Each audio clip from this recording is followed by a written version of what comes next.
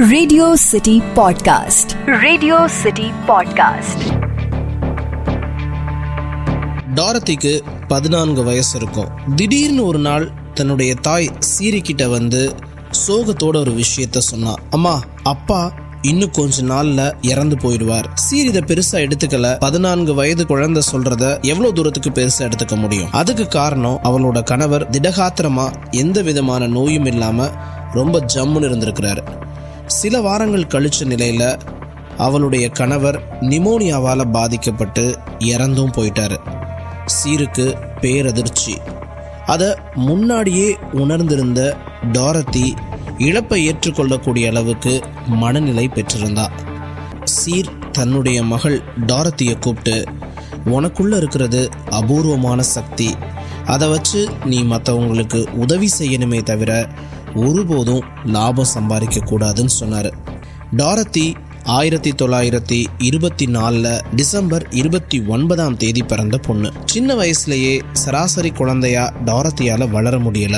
அதனாலேயே அக்கம் பக்கத்துல இருந்தவங்க பயத்தால தன்னுடைய குழந்தைகளை டாரத்தியோட சேரவும் விடல. இந்த பொண்ணு சாதாரண சிறுமி கிடையாது, இவளுக்குள்ள ஒரு சூனியக்காரி ஒளிஞ்சிருக்கான்னு சொல்லி எல்லா குழந்தைகளையும் இவ பக்கத்துல இருந்து குழந்தைகளை டாரத்தி கூட சேர விடாம பண்ணியிருந்தாங்க. எதிர்காலத்துல நடக்க போற ஒரு விஷயம் ஒரு மனுஷனுக்கு தெரிஞ்சிருந்தா இது வரமா சாபமா? நான் உங்க ஆர்ஜே ஜான். நீங்க கேட்டுட்டு இருக்குது ரேடியோ சிட்டியின் மர்மதேசம் பாட்காஸ்ட். ரேடியோ சிட்டியின் மர்மதேசம்.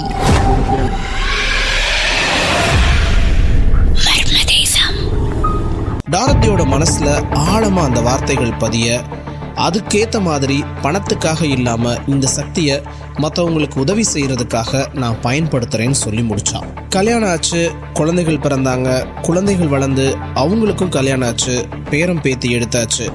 அது வரைக்கும் அந்த அபூர்வ சக்தி டாரத்திக்கு எந்தவித தொந்தரவும் கொடுக்கல.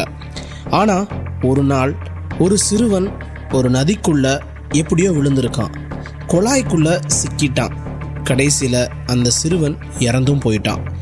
1967 டிசம்பர் 3ஆம் தேதி காலையில் 6 மணிக்கு இந்த மாதிரியான சில காட்சிகள் கனவா டாரத்திக்கு விரிய பதறி போய் படுக்கையிலிருந்து எந்திரிச்சு உட்கார்ந்தா டாரத்தி.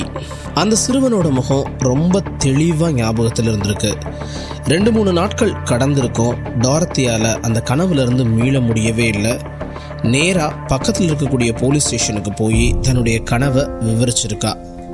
போலீஸ் அதிர்ச்சியோட அவளை பார்த்தாங்க. அதுக்கு காரணம் டாரத்தி கனவு கண்ட நேரத்துல இருந்து 2 மணி நேரம் கழிச்சு சுமார் 8 மணி அளவுல மைக்கேல்ங்கிற 5 வயசு சிறுவன் காணாமல் போனதா ஒரு வழக்கு பதிவு செய்யப்பட்டிருக்கு. நதி பகுதியில தன்னுடைய சகோதரனோட விளையாடிட்டு இருந்தவன் திடீர்னு காணாம போயிருக்கான். நதியில மூழ்கி இருக்கலான்னு நம்பப்பட்டாலும் அவனோட உடல் அது வரைக்கும் கிடைக்கல. போலீஸ் டாரத்திய சந்தேகத்தோட பார்க்க ஆரம்பிச்சாங்க. ஆனா டாரத்தி, என்னால அந்த சிறுவன் இருந்த இடத்த ஓரளவு உணர முடியுது, அடிப்படையில் நான் ஒரு மனோதத்துவ நிபுணர், நான் உங்களுக்கு ஹெல்ப் பண்றேன்னு சொன்னாங்க. போலீஸ் நியூயார்க்கை சேர்ந்த மனநல டாக்டர் ரிச்சர்டை வரவழைச்சு டீப் ஸ்லீப்புக்கு டாரத்தியை கொண்டு போய் அவகிட்ட சில கேள்விகளும் கேட்டாங்க. அது ஒரு பைப். அந்த பையன் கைகளை கட்டிட்டு இருக்கான். கோடு போட்ட ஒரு ஷர்ட், பச்சை பேண்ட்.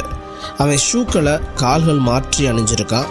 120ங்கிற நம்பர் சம்பந்தப்பட்டிருக்கு. 8ங்கிற நம்பரும் தொடர்பில் இருக்கு. ஒரு ஸ்கூலுக்கு பக்கத்தில் அவனுடைய உடல் இருக்கு, ஒரு தொழிற்சாலை கூட இருக்கு அப்படின்னு சொல்லி முடிச்சாங்க. அதோட February 7 அவனுடைய உடல் கிடைச்சிருங்கிற தகவலோட டாரத்தி அந்த அரை மயக்க நிலைமையில நிறைய குறிப்புகளை கொட்டி கொடுத்துருந்தாங்க. சிறுவன் போட்டிருந்த ட்ரெஸ்ஸு பற்றிலாம் சொல்கிறது அப்படிங்கிறது சாதாரண விஷயம் இல்லை. அதனால் போலீஸார் டாரத்தியை சந்தேகப்படவும் இல்லை. ஏன்னா நிறைய கேசஸில் இந்த மாதிரியான மனோதத்துவ நிபுணர்கள் மட்டும் இல்லாமல் சாதாரண மனிதர்கள் கூட தாங்கிட்ட இருந்த பவரை வச்சு அவங்களுடைய தேடலுக்கு விடைய சொல்லியிருக்கிறாங்க. February மாதமும் வந்தாச்சு, சிறுவனுடைய உடலும் கிடைக்கல. டாரத்தியோட வார்த்தைகள் மேலே சந்தேகம் வந்தாச்சு. எப்படி இப்படி சொல்ல முடியும், இவங்க பொய் சொல்கிறாங்கன்னு சொன்ன அந்த நேரத்தில் February 7 மதியம் 1:20 அளவில் நதியோட கரையில் சிறுவனோட உடல் ஒதுங்கி இருக்கிறத கண்டுபிடிச்சாங்க. டாரத்தி சொன்னது போல குழாயில் சிக்கலை, ஆனால் கரையில் குழாய்கள் அடுக்கி வைக்கப்பட்டிருக்கு. 8ங்கிற நம்பர் ஒரு ஆரம்ப பள்ளிக்கூடத்தோட நம்பர்.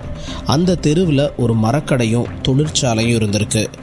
டாரத்தி சொன்ன பல விஷயங்கள் இப்படியே இருந்ததை கேட்டு உங்களால் எப்படி இதை கண்டுபிடிக்க முடிஞ்சிச்சுன்னு கேட்டாங்க நியூ ஜெர்சி போலீஸ்.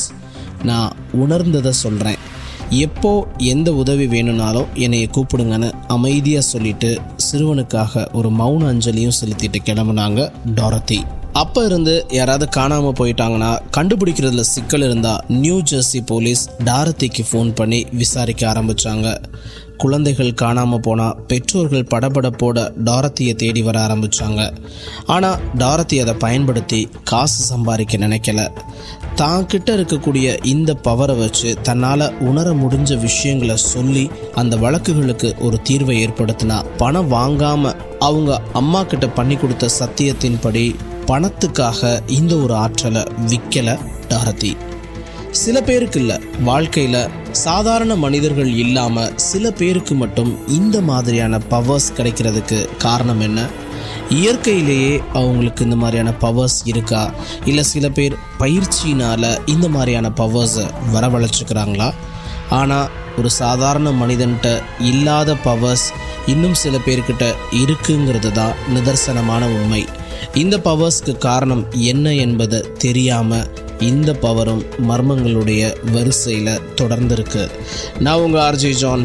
நீங்கள் கேட்டுட்ருக்குது ரேடியோ சிட்டியின் மர்மதேசம் பாட்காஸ்ட். ரேடியோ சிட்டியின் மர்மதேசம்.